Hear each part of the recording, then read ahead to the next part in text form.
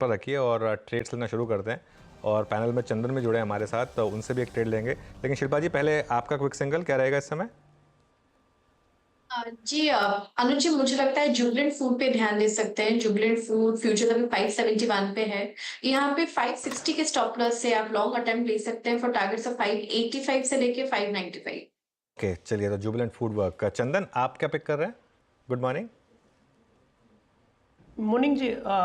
देखिए, मेरा फोकस रहेगा सिलेक्टिव एफएमसीजी नेम पे, क्योंकि एफएमसीजी ऐसा सेक्टर रहा है जहाँ पे सस्टेन बाइंग इंटरेस्ट पिछले कुछ दिनों से देखने को मिल रही है। और उसमें से मेरा यहाँ पे प्रेफर्ड पिक रहेगा गोदरेज कंज्यूमर प्रोडक्ट, जो अब डेली और वीकली चार्ट में एक मेजर ब्रेकआउट के लिए तैयार हो रहा है। लगातार पिछले 3-4 दिनों के कंसोलिडेशन में हायर बेस बना है और अब मोमेंटम एक्सटेंड होना चाहिए। तो यहाँ पे गोदरेज कंज्यूमर प्रोडक्ट को खरीदारी की सलाह रहेगी। सपोर्ट रहेगा 1440 के आसपास का, ऊपर में 1525 के टारगेट। गोदरेज सीपी 1471 पे आप पिक करते हुए अभी तक की कॉल्स जो हैं वो एफएमसीजी की तरफ झुकाव दिखा रही हैं। राजेश सतपुते जी, आपका ट्रेड? वीरेन जी, देखिए मेरी नजर पेंट स्टॉक्स पे है। इसमें से एक काउंटर आप देखिए, एशियन पेंट। मुझे लगता है कल इसमें एक रिएक्शन आया और आज ये खुद को सेटल कर रहा है, स्टेबलाइज कर रहा है। तो Asian paint at a level of 2950, it's a buy, it's a contra bet. Buy करे, स्टॉप लॉस रहेगा 2910 का। और इसका जो टारगेट होना चाहिए, मुझे लगता है 3020 से लेके 3050, ये एशियन पेंट का आज का टारगेट होगा स्विंग का। एशियन पेंट्स में जरा प्राइस दिखाइएगा एक बार फिर से। इंट्राडे चार्ट 2954, शेड इनोवाई 6.81 lakh shares completely. I think जो पोस्ट नंबर्स इसमें शॉर्टिंग हुई थी वो आज कवर होती हुई 2954 पे बाय कॉल है राजेश जी का। मानस, आपका ट्रेड? वीरेन जी, मेरा सॉफ्टवेयर नहीं चल रहा है तो मेरे को थोड़ा समय दे दीजिए प्लीज। ये दिक्कत है, आज ये दिक्कत है, 2 दिन से ये विजिबल है दिक्कत है। प्रशांत, आपका ट्रेड क्या है? जी वीरू जी, मैं एक बिल्कुल बेस के नजदीक एचडीएफसी बैंक का है। मुझे लग रहा है यहाँ एक बाय इनिशिएट करना चाहिए।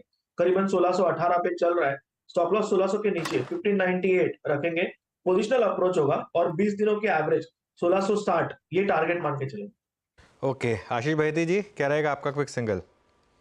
जी अनुज जी, आईटीसी पे खरीदारी की सलाह रहेगी। चार्ट स्ट्रक्चर तो काफी अच्छा बना हुआ और जिस हिसाब से आईटीसी में कंटिन्यूअसली हायर हाइस के पैटर्न बन रहे हैं और ये अब वापस अपना जो जनवरी 24 का जो जोन था उस जोन को अप्रोच कर रहा है और मुझे लग रहा है वेल प्लेस्ड है ये फ्रेश हाइस दिखाने के लिए। तो खरीदारी की सलाह है आईटीसी में।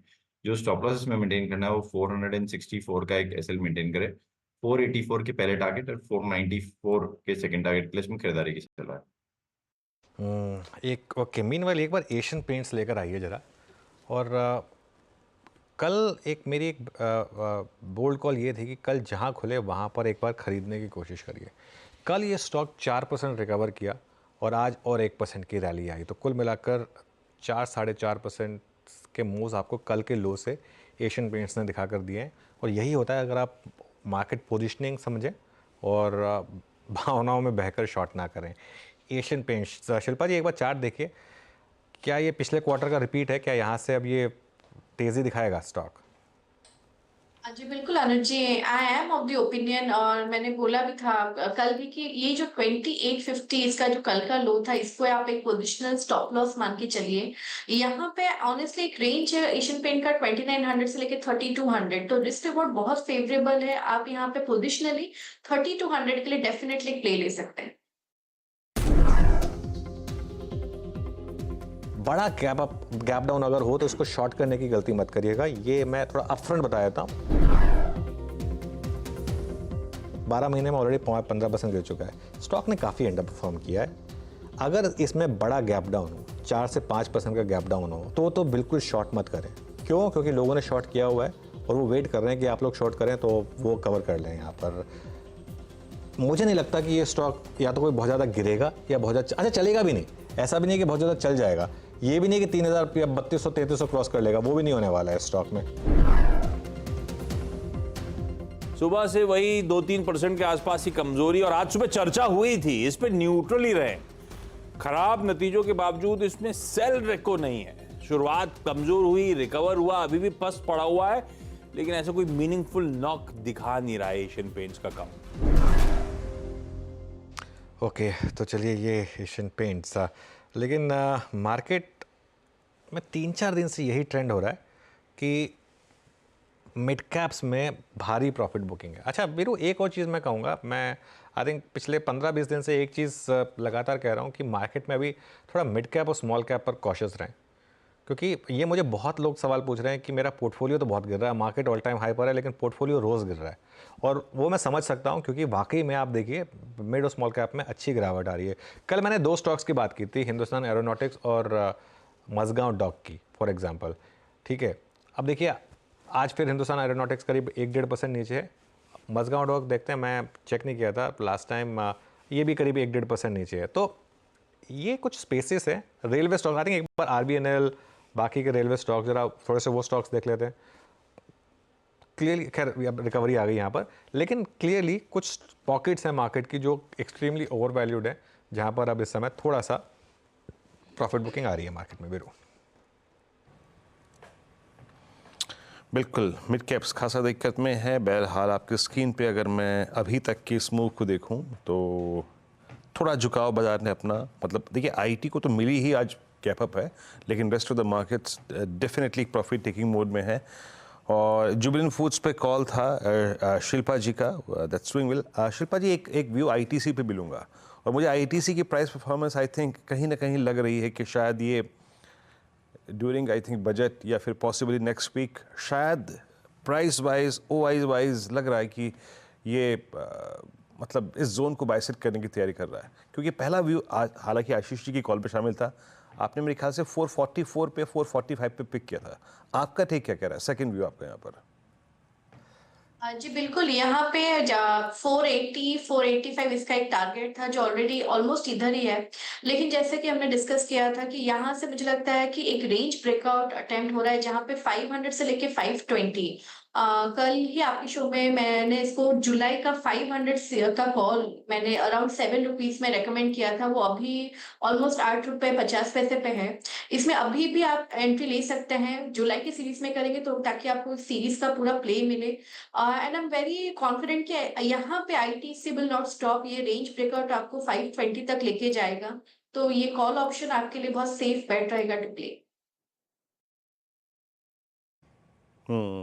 अच्छा, आज स्क्रीन कह रही है जनाब आप ब्रेक लीजिए, आज थोड़ा सा आप सुस्ताइए, थोड़ा मैं खुद अपना रुख तय करूंगा, उसके बाद आपको बताऊंगा। अच्छा अनुज, अभी आप देखिए हमारे यहाँ बहुत सारी चीज़ें हुई, हमने क्वार्टरली अपडेट्स को देखा। एक सेक्टर आईटी जो कि डिनायल मोड में थी पूरी दुनिया कि जनाब ये नहीं चलेगा, वो अब ऑल टाइम हाई पे आ गया। कल आपने एक बात कही थी जिसके बारे में मैं भी सोच रहा था, देन मेटल्स, केमिकल्स, आईटी। अब जो सबसे बड़ी चीज़ खड़ी है post budget, that is I think US elections. ये जो घटना हुई थी बीते हफ्ते, plus chances of I think Biden dropping out, ये एग्जैक्टली हमारे ये 3 सेक्टर्स के लिए क्या प्रोस्पेक्टिव बना रहा है? थोड़ा सा इस पर बातचीत करें। देखिए वीरू, क्या है, अगर बाइडन ड्रॉप आउट करते हैं और उनकी जगह Kamala Harris for example election fight करेंगी, तब भी मार्केट का बेस केस यही रहेगा कि ट्रंप जीतेंगे। हाँ, शायद ये हो सकता है कि उतनी इजी विक्ट्री ना हो, थोड़ी टफ विक्ट्री हो, उनकी प्रोबेबिलिटी 70% जो समय चल रही है 70% से गिर के 60% पर आ जाए। लेकिन ये मार्केट मान चुका है कि डोनाल्ड ट्रंप अगले प्रेसिडेंट बनने वाले हैं। आई थिंक वो जो पिछले हफ्ते घटना हुई ना, वो बहुत इंपॉर्टेंट है, काफ़ी उसने इलेक्शन को स्विंग कर दिया है। तो उस व्यू में मेरा कोई चेंज नहीं है, मुझे उस व्यू में अभी भी मैं फुल्ली इंटैक्ट हूँ कि वो आईटी, केमिकल्स, मेटल्स यहाँ पर अभी भी आप इंटैक्ट रहिए।